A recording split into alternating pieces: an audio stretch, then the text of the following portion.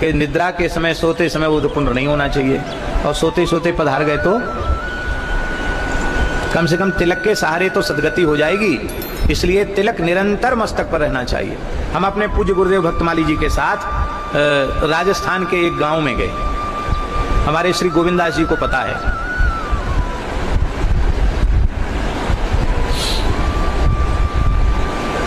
अपना स्थान है ना, अपना स्थान है ना सामोद में, क्या नाम है स्थान का? खेड़ापति। महाराज जी की कथा थी, दास भी गया था, खेड़ापति की बात।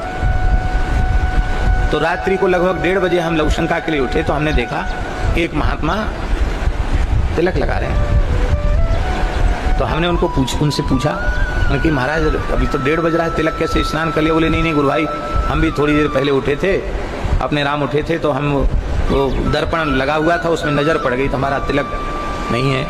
तो हमने कहा तिलक पधरा लें। हमने कहा क्यों? सवेरे स्नान करते तो लगा लेते, अभी इतनी रात को लगाने की क्या आवश्यकता है? बोले कोई गारंटी है कि सोते सोते नहीं मरेंगे? कितने सोते सोते पधार जाते तो बिना तिलक के सूना माथा रहेगा तो पता नहीं कहाँ जाएंगे।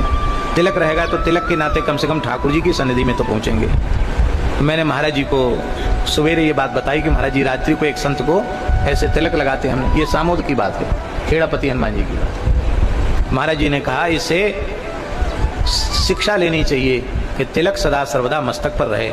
हम लोग तो एक बार तिलक पधरा लेते हैं तो जब तक फिर स्नान न करें तब तक तिलक मस्तक से जाता नहीं है, और स्नान के बाद भी तत्काल जल का तिलक आसन तक पहुंचने के पूर्व जल का ही तिलक धारण करना चाहिए, पर बिना तिलक के एक क्षण भी नहीं रहना चाहिए।